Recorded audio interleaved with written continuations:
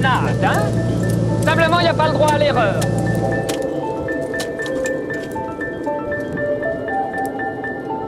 Et en haute montagne, vous êtes seul avec votre client, enfin bon. Donc il y a vraiment une relation, c'est quasi mystique.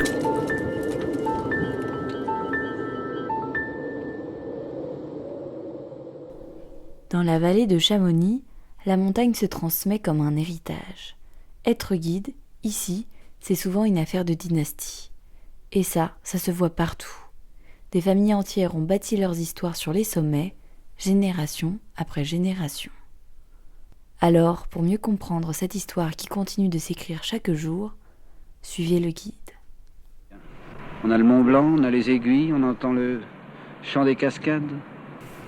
L'alpiniste Roger Frison-Roche. Au fond, c'est un cimetière de montagnards, et comme les cimetières de marins, ils ne sont jamais tristes. On vient, au contraire, peut-être y puiser des forces, y chercher des exemples. Quand j'étais jeune, quand j'avais 17 ans, j'étais frappé par les 3 mots mis en exergue sur sa pierre tombale. Wimper, auteur, explorateur, montagnard. Et je me disais, voilà une vie bien remplie.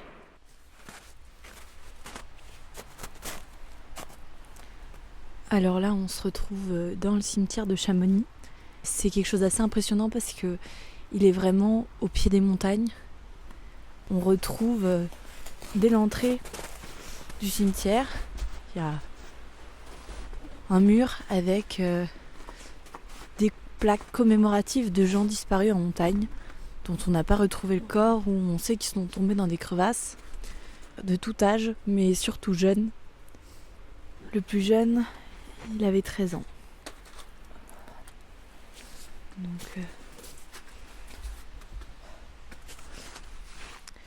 Donc quand on marche, il y a la famille Simon, donc ma famille, avec des dates de 1800 et quelques. Les familles Coutet, la famille Coutet aussi, grande famille, d'ailleurs cousine avec la mienne. Coutet née Simon, tiens. Une certaine Ida. Le cimetière est recouvert de neige, les tombes aussi. Il y en a certaines, on les voit même plus. Tellement il y a de la neige. Des Devoissous aussi. Devoissous, il y en a beaucoup.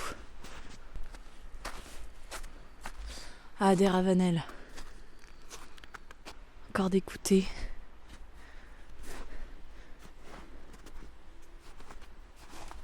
Ces noms sont plus que des souvenirs. Ils incarnent une mémoire vivante, celle d'un métier façonné par des lignées. Une appartenance au territoire gravée noir sur blanc. Par force et par la clairvoyance des chamoniards, on organise et on va vraiment écrire un premier règlement après l'accident où on stipule, je crois qu'il y a 11 ou 12 critères qui vont stipuler qui peut être guide et qui peut pas être guide. Bernadette Souda, guide du patrimoine. Alors, la première chose, il fallait être né à Chamonix. Pas Argentière, pas aux Ouches. À Chamonix. On défend son territoire. Dès le début de l'histoire de l'alpinisme et l'histoire des premiers touristes à Chamonix, sans doute que mes aïeux ont accompagné les touristes en montagne. Jean-Franck Charlet, guide et cristallier, descendant d'une grande famille chamoniarde. Et à la fondation de la Compagnie des Guides en 1821, il n'y a pas de Charlet parce qu'ils habitent à Argentière, c'est trop loin. Parce que comme les courses sont distribuées au Tour de Rôle tous les soirs, ça supposait que les gars ils descendent à pied d'Argentière pour venir prendre leur travail. Donc comme ils habitaient trop loin, ils ont été tout de suite exclus de la Compagnie des Guides. Le tour de rôle, c'est un pilier du métier de guide à Chamonix. Un principe simple mais fondamental. Le fait qu'il n'y a que des jeunes de Chamonix qui pouvaient être guides, ça s'est vite ouvert aux autres villages. Parce qu'il fallait quand même venir aux réunions pour la distribution du travail. C'est ça aussi, à la création de la Compagnie des Guides, une chose très importante, c'était l'instauration du tour de rôle. Qu'est-ce que c'est le tour de rôle ? Eh bien, les clients qui arrivent, s'il y a 5, 6, 7, 8, 9, 10 clients, comment on fait pour partager le travail ? Il faut que ça soit équitable. Donc, ils appellent ça le tour de rôle, où il y a comme un tirage au sort, où tous les jours, il faut que ça tourne. Il ne faut pas faut pas que le boulot soit présenté tous les jours au même guide. Il y a vraiment un tour de rôle. Et ça existe toujours aujourd'hui à la compagnie des guides. Finalement, les règles évoluent et laissent place à de grandes familles.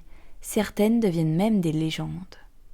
Et il a fallu attendre 1824, où mon premier, l'arrière-grand-père de mon arrière-grand-père, est rentré. Il s'appelait Joachim Charlet.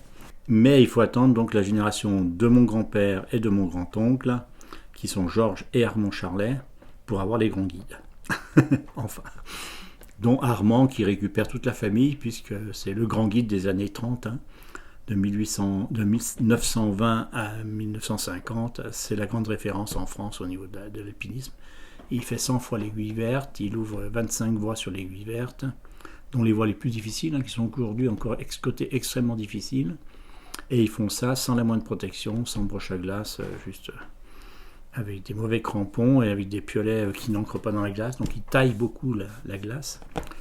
Et voilà, donc c'est mon grand-oncle, le frère de mon grand-père, qui est le fameux Armand Charlet, qui est le grand guide de la famille. Voilà. Dans la vallée, certains noms sont si fréquents qu'il a fallu inventer des pseudonymes. Alors, il y a une époque où les guides avaient beaucoup de surnoms, puisque l'époque d'Alfred Coutet, par exemple, Coutet champion, donc les années 20, entre les années 20 et 40, je crois qu'il y en avait 7 dans la vallée. Olivier Grébert, guide et président de la compagnie des guides. Et donc, il y avait Alfred Coutet champion, à la maître, ils avaient tous un surnom. À la maître parce que sa mère était institutrice. Bolaner et champion, c'est le même, parce qu'il avait toujours un béret noir sur la tête, enfoncé jusqu'aux oreilles à la mode de l'époque, et donc Bolaner à la boule noire. Longtemps réservée aux hommes, la compagnie des guides de Chamonix s'ouvre timidement aux femmes. La première, c'est dans les années 80, et elle s'appelle Sylviane Tavernier. Et elle avait dit qu'au début, c'était pas facile quand elle est arrivée, première femme, le tour de rôle, etc. Il a fallu qu'elle se fasse sa place, mais il y a des personnes qui l'ont très bien accueillie et d'autres qui ont mis un peu plus de temps. Mais voilà, la porte était ouverte. À partir de ce moment-là, les femmes aussi peuvent être guides. Dites, avec ma femme, on n'a jamais grimpé sur quoi que ce soit. Le Mont Blanc, c'est vraiment dangereux? Le Mont Blanc, c'est une promenade, hein? Simplement, il n'y a pas le droit à l'erreur. Ça prend combien de temps pour monter là-haut? Normalement, quand il fait beau, on met 2 jours. Mais évidemment, si le temps est mauvais, ça peut durer l'éternité. Parfois, même le machisme peut faire avancer. Pour une ascension du Cervin, le guide Lionel Vibo choisit Sylviane comme coéquipière. Il tombe sur un couple de clients avec un homme aux idées bien arrêtées sur ce qu'un guide est censé être. Le matin, quand on s'est levé à 3 heures, on a déjeuné, et puis évidemment il pensait qu'il faisait la course avec moi, que je l'encordais, qu'on partait encorder ensemble, puis que Sylviane était avec Françoise. J'ai dit non, ça ne va pas se passer comme ça aujourd'hui. Moi je prends Françoise, je mène la course, et toi tu es encordé avec Sylviane. Voilà, alors on a fait comme ça, parce que j'étais sûr qu'à un moment donné, il allait me dire, écoute, parce que c'est impressionnant. Alors, j'avais fait comme ça, parce qu'il s'est trouvé avec 2 femmes devant lui. Alors, son orgueil d'homme en prenait un coup si il disait on continue pas. Alors, j'ai accéléré un petit peu ma cadence de manœuvre. Et puis, comme s'il n'a pas pu me parler, et puis il avait sa chérie un petit peu plus loin, et puis Sylviane qui le guidait, donc il s'est botté les fesses, vous comprenez, autrement il m'aurait dit on arrête. Alors on a réussi notre Cervin comme ça, et puis après ils étaient ravis, quoi. Et parmi ces figures discrètes mais essentielles qui façonnent l'âme de Chamonix, il y a celles et ceux qui tiennent la boutique, pendant que d'autres partent en montagne. Je suis la 4e génération dans l'entreprise Snell Sport. Olivia Snell, directrice adjointe du Snell Sport. C'est un magasin de sport qui est basé à Chamonix. On a fêté en 2024 nos 90 ans d'existence. Donc en fait, c'est mon arrière-grand-père qui a créé le magasin en 1934 avec sa femme. Ensuite, mes grands-parents ont géré ensemble, mes parents, et moi, ça fait bientôt 4 ans que j'ai repris l'entreprise. Voilà. Depuis leur comptoir au pied du Mont Blanc, eux aussi ont vu la vallée s'ouvrir, accueillir d'autres passionnés venus de loin, notamment du Japon. J'étais pas là à l'époque, mais je sais qu'on les appelle les Japognards. C'est vraiment une communauté qui a été intégrée à Chamonix parce que c'était des bosseurs et des gens passionnés par l'alpinisme, et donc ça a vraiment trouvé sa position à Cham, quoi. Et c'est vrai qu'il y a eu énormément de Japonais. Nous, on en avait 2 qui étaient vraiment, on va dire, les têtes d'affiche chez Snell. Il y avait Yasuo qui est encore à Chamonix mais qui est à la retraite, et il y a Hiroshi qui travaille encore avec nous. C'était pratique d'avoir des Japonais à l'époque parce que du coup, en effet, les Japonais parlent très peu anglais, encore moins français.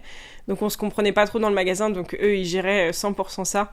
Et les Japonais sont très communautaires, donc c'était bien pour eux aussi. Ils aimaient beaucoup la montagne, l'alpinisme, ce qui est toujours le cas, mais avec le Covid, on a beaucoup moins d'Asiatiques. Aujourd'hui, être guide à Chamonix, ce n'est plus seulement une affaire de sang, la famille s'est élargie. Puis alors après sont rentrés les Lionel Terret, Louis Lachenal, des gens qui ont Gaston Rebuffat qui est originaire de Marseille, Lionel Terret de Grenoble, de Louis Lachenal d'Annecy. Donc c'était des étrangers, vous comprenez, à la vallée. Ils n'étaient pas nés ici. Moi, j'ai pas un nom de Chamonix, mais je suis né ici. Alors je suis rentré parce que j'étais skieur d'élite, j'ai fait suffisamment de bonnes choses et puis j'avais une bonne conduite, alors on m'a accepté. Mais maintenant, au sein de la compagnie, vous avez des Espagnols, vous avez des Martinez, des noms étrangers. Il y a même un Écossais, je crois, qui est accompagnateur. À Chamonix, être guide, c'est appartenir à une famille, parfois de sang, parfois de cordée. Aujourd'hui, plus de 160 guides de haute montagne et 60 accompagnateurs en montagne perpétuent cet héritage. Mais il faut désormais le défendre, car la montagne change. Face au réchauffement climatique, les guides doivent réinventer leurs pratiques. Les glaciers reculent, les itinéraires se modifient et les risques évoluent. La fonte des géants, c'est l'horizon du prochain épisode de Chamonix, terre de guides. Pour accompagner ce récit, vous avez entendu la voix de l'alpiniste Roger Frison-Roche, issu des archives de l'INA, ainsi qu'un extrait du film Tout ça pour ça de Claude Lelouch. Un podcast signé Lucille Mériot.